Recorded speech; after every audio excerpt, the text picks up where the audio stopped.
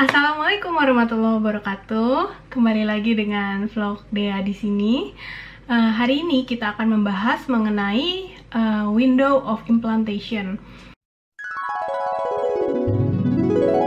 Implantasi merupakan proses di mana embrio menempel pada permukaan endometrium dari uterus dan menginvasi dari bagian epitel hingga membentuk sirkulasi maternal untuk terbentuknya plasenta.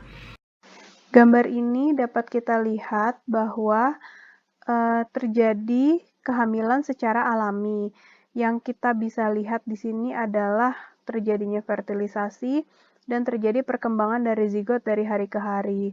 Namun pada siklus IVF, maka transfer embrio hari ketiga dan embrio hari kelima dapat diasumsikan bahwa sudah terjadinya implantasi pada hari ke-8 atau ke-9 sejak terjadinya fertilisasi.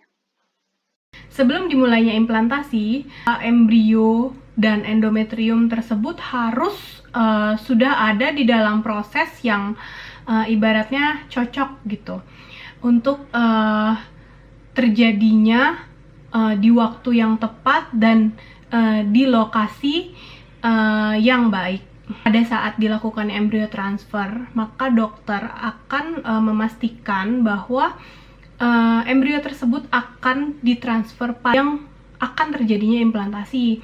Jadi pada saat menstruasi itu ada beberapa hari yang memungkinkan si embrio tersebut akan terimplantasi dengan baik. Di sini merupakan gambar dari siklus menstruasi, di mana pada hari ke-19 sampai 23 siklus menstruasi normal, maka dapat kita lihat di sini terjadi perubahan dari endometrium yang menjadi lebih reseptif. Sinkronisasi dialog dari semua sel molekular dapat dimediasi oleh beberapa sitokin, beberapa growth factor, beberapa prostaglandin, enzim degradasi matriks, dan berbagai macam molekul adesi. Gambar ini menunjukkan adanya crosstalk antara blastosit dan endometrium. Jadi, blastosit tersebut mengeluarkan molekul-molekul yang akan diterima oleh endometrium, di mana endometrium tersebut akan berubah menjadi endometrium desi-2. Di mana kita bisa lihat di sini beberapa zat-zat atau molekul-molekul yang akan berubah, yaitu vimentin, kolagen, fibronektin. Lalu kita bisa lihat adanya sel-sel imun seperti sel NK dan interferon gamma dan lain-lain. Selanjutnya di sini merupakan molekul-molekul yang berperan pada saat terjadinya implantasi. Jadi, windows of implantation itu merupakan suatu jendela atau waktu yang terjadi untuk menandakan bahwa akan terjadinya implantasi yang sukses, di mana terjadinya aktivasi stage dari blastosis dan status reseptif pada uterus. Jadi kita harus memahami bagaimana proses blastosis tersebut yang kompeten dapat terjadinya implantasi. Nah, embrio 3 hari maupun embrio blastosis pada saat implantasi harus masuk ke dalam tahap blastosit dulu. Blastosit tersebut akan mengeluarkan beberapa signal yang akan diterima oleh uterus. Perkembangan dari endometrium yang mensupport dari kehamilan bisa disebut endometrium desi-2. Kenapa diperlukan embryoblastosis yang normal? Karena embrio yang normal tersebut akan menghasilkan signal-signal yang normal pula, di mana signal-signal itu akan diproduksi oleh DNA yang ada di dalam blastosit. Jika blastosit tersebut akan memproduksi sinyal-sinyal normal, maka sinyal-sinyal tersebut akan ditangkap oleh endometrium dan akan diproses menjadi jaringan desi-2 dan akan terjadi diferensiasi dari endometrium itu sendiri. Kita masuk ke reseptivitas endometrium. Daya penerimaan endometrium bisa disebut dengan kapasitas dari uterus bagian mukosanya untuk memfasilitasi implantasi embrio yang sukses. Implantasi memiliki 3 proses. Gambar ini merupakan gambaran dari implantasi dan desidualisasi. Pertama, kita lihat di sini adanya blastosit yang akan siap untuk terjadinya implantasi. Jadi, pertama-tama terjadinya aposisi, di mana blastosit tersebut mengetahui lokasi di mana dia akan tertanam. Dan fase kedua adalah adesi, di mana si blastosit tersebut akan mulai menempel pada epitel dari endometrium. Dan yang ketiga adalah invasi. Jadi, blastosit tersebut sudah tertanam di dalam stroma dari endometrium, yang mana endometrium tersebut sudah merubah dari molekul-molekularnya untuk menjadi endometrium desidua. Reseptivitas endometrium atau daya penerimaan endometrium biasanya ditandai oleh kejadian secara molekuler dan genetik. Yang ikut berperan adalah beberapa sitokin seperti interleukin 6, interleukin 11, growth factor, EGF, TGF-beta atau FGF, transcription factor, dan beberapa hormon dari ovarium. Sebetulnya faktor-faktor tersebut banyak, namun biasanya masyarakat awam hanya mengenal dari hormon-hormon yang diproduksi ovarium. Progesteron tersebut penting untuk implantasi dan maintenance dari kehamilan. Pada manusia, fase proliferatif dari siklus menstruasi, estrogen tersebut berperan sangat penting untuk mempersiapkan ketebalan endometrium. Uterus tersebut juga akan memfasilitasi aktivasi dari penempelannya hormon estrogen dan progesteron terhadap reseptor estrogen dan progesteron yang ada di uterus tersebut. Faktor kedua adalah leukemia inhibitory factor, di mana LIF ini merupakan salah satu anggota dari interleukin 6 yang merupakan famili dari sitokin. LIF ini memiliki beberapa fungsi, termasuk stimulasi dari proliferasi sel, diferensiasi, survival cell, dan semua fungsi yang penting pada perkembangan dari blastosit dan perkembangan dari uterus untuk implantasi. LIF beraksi pada penempelannya dengan LIF reseptor. LIF reseptor mengaktifasi beberapa signal pathway pada beberapa tipe sel yang berbeda, termasuk JAK-STAT, MAPK, atau fosfatidil-inositol 3 kinase pathway. mRNA dari LIF reseptor itu sangat ketat terdapat pada lapisan lumen dan epitel glandular pada saat fase mid-secretory pada manusia. Jadi nggak selalu ada pada saat siklus menstruasi. Dipercaya juga progesteron berpengaruh terhadap ekspresi dari LIF.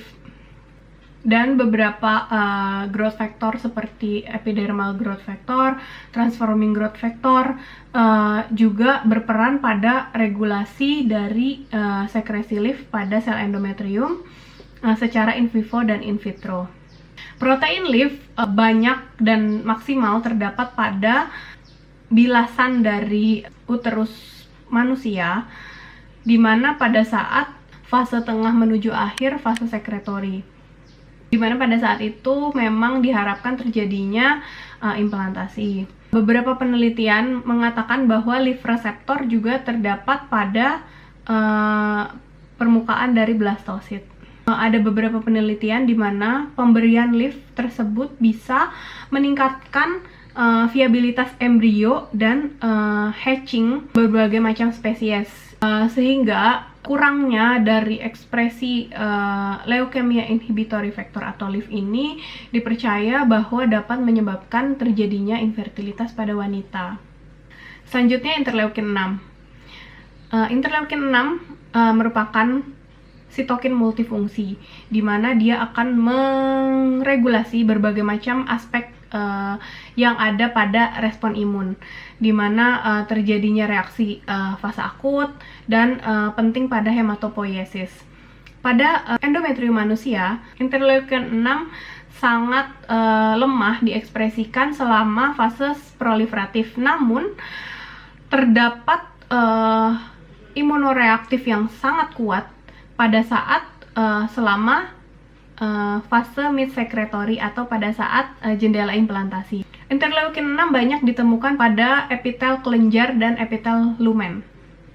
Selanjutnya interleukin 11 yang dideskripsikan sebagai salah satu growth factor yang berperan dalam berbagai macam fase selama hematopoiesis, dapat bersinergi dengan berbagai macam faktor, di mana interleukin 11 ini memiliki aktivitas penting sebagai anti-inflamatori, sebaik aksi dari pleiotrofik berbagai macam tipe sel. Nah, jika terdapat peningkatan dari interleukin 11, itu sangat penting untuk terjadinya implantasi manusia. Interleukin 11 dan reseptornya atau interleukin 11 reseptor alfa memiliki berbagai fungsi penting pada endometrium. Aktivasi dari interleukin 11 dan reseptornya pada sel desidual berawal dari fase sekretori akhir sampai terjadinya kehamilan muda. Jadi penelitian terhadap mice juga mengatakan bahwa interleukin 11 itu juga penting untuk terjadinya kehamilan. Karena interleukin 11 berfungsi sebagai maturasi dari natural killer cell pada endometrium dari mice. Faktor selanjutnya adalah adhesion molecule, yang salah satunya adalah integrin, di mana adhesion molecule tersebut penting untuk dibahas karena penting pada saat implantasi tahap 2 atau pada saat adesi, di mana integrin memiliki heterodimer alfa dan beta. Jadi reseptornya juga memiliki dua jenis tersebut. Nah, reseptor dari integrin tersebut terdapat pada matriks ekstraseluler, termasuk kolagen, laminin, dan fibronektin. Selain itu juga pada osteopontin. Pada saat fase preimplantasi, blastosit terekspresi pada berbagai macam subunit, khususnya alfa 5, beta 3, beta 1, dan alfa 3, dan beta 4, dan beta 5. Selama fase tersebut, integrin sangat penting untuk pembelahan dari blastosit dan penting juga untuk inisiasi dari adesi pada permukaan epitel dari uterus. Growth factor. Jadi beberapa macam growth factor. Yang pertama ada epidermal growth factor, TGF beta, fibroblast growth factor, insulin-like growth factor, platelet derived growth factor, dan sebagainya. Growth factor sangat penting dibutuhkan bagi sel tersebut untuk membelah. Jadi berbagai macam growth factor tersebut akan menghasilkan sinyal-sinyal yang berbeda. Tentunya yang paling penting di sini adalah epidermal growth factor yang sangat berperan penting pada saat embrio implantasi dan perkembangan dari embrio. Selanjutnya adalah matriks metaloproteinase.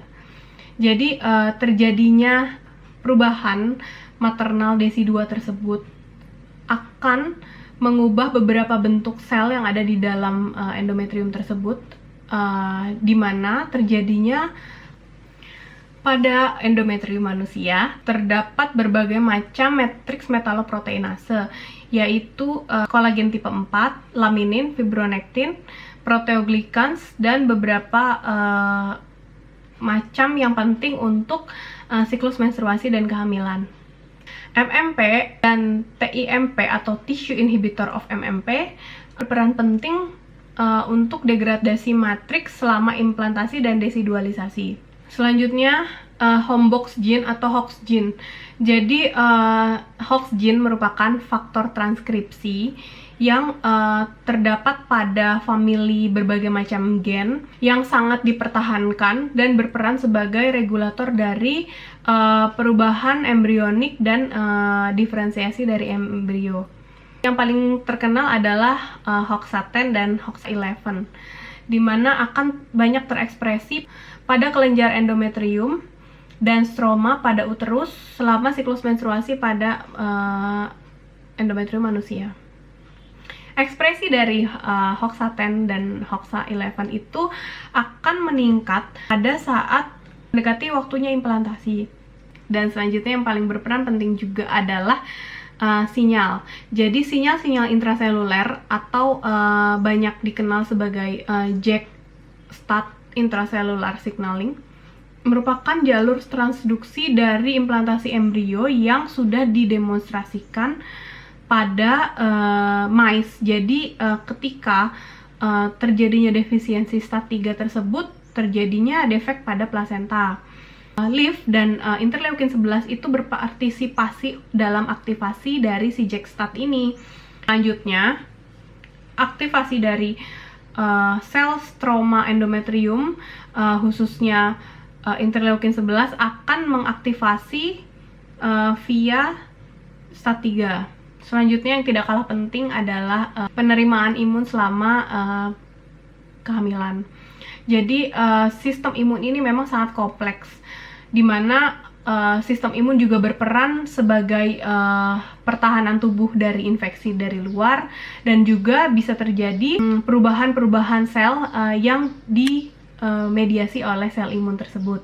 Terjadinya aktivasi sel imun juga sangat penting pada saat implantasi, di mana jika terjadinya respon dari lokal imun tersebut, maka dapat terjadinya berkumpulnya banyak populasi dari sel T, di mana yang terpenting di sini adalah tipe-tipe dari sel T tersebut, jenis-jenis cluster differentiation yang ada di permukaan dari sel T.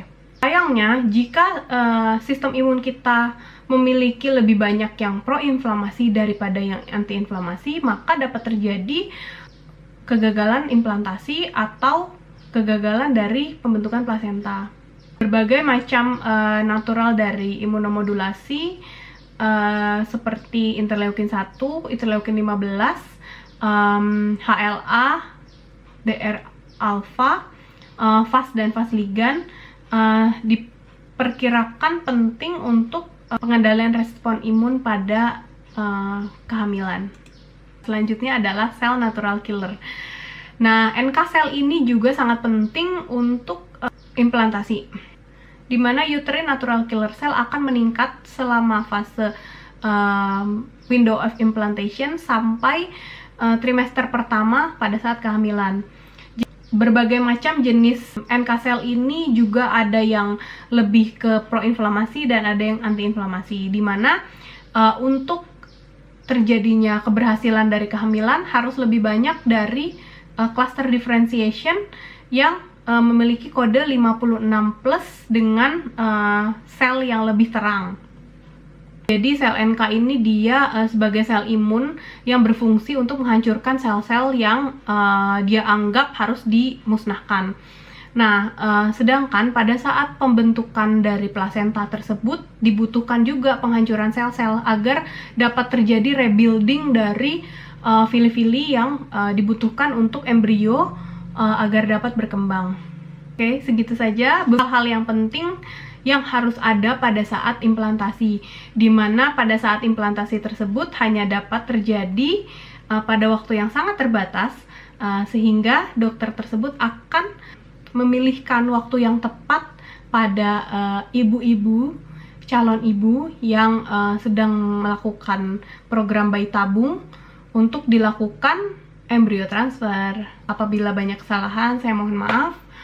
Wassalamualaikum warahmatullahi wabarakatuh.